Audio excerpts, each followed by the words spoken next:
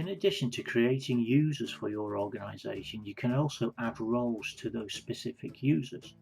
For example, if you go into apps and then user management, it will then give you a list of all of the users within your organization. For example, if we tap on Charles, we can see that Charles's role is as a teacher.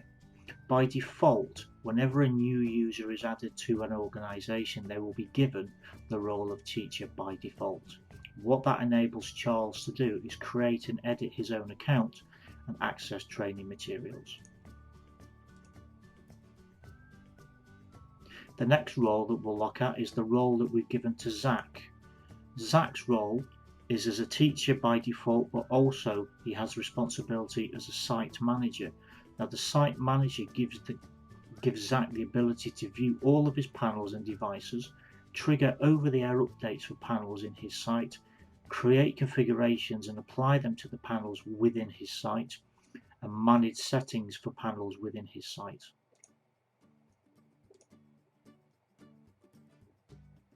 If we look at Peter, we can see that Peter has been given the panel administrator role.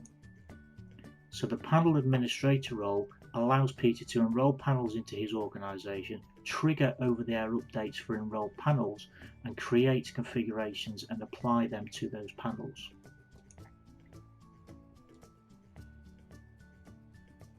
And then lastly, if we have a look at Dan, we can see that Dan's role is an organizational administrator, which means that he can do everything and above. So assign and remove roles for users within his organization, suspend and reactivate roles for users in his organization, enroll panels into their organization, and trigger over-the-air updates for enrolled panels, as well as manage settings for the panel. If we look at this site, we can see the different roles associated with Promethean's panel management.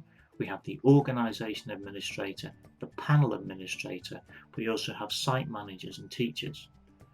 The organization administrator, and if we use an example of a multi-academy trust which will look after more than one school, such as Site A, Site B and Site C, they can assign and remove roles for users within their organization. So they can assign and remove users from all of the different sites, but this is only as an organization administrator.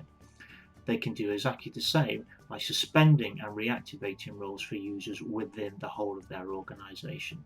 They can enroll panels into those said organizations, and they can trigger over-the-air updates to enroll panels. They can also manage settings for those panels.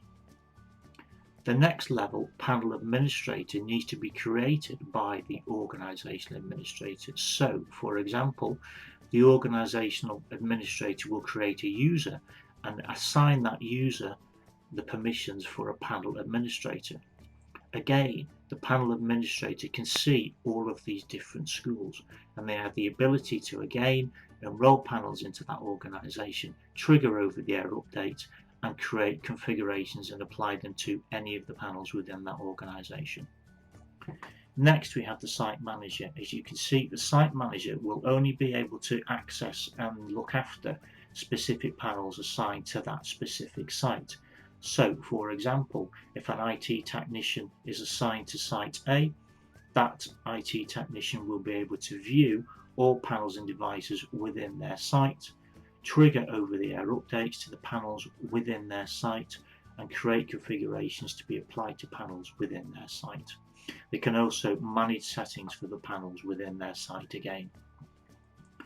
And last but not least, we have the teacher. The teacher will be able to edit their own account and access training materials through the My Promethean app.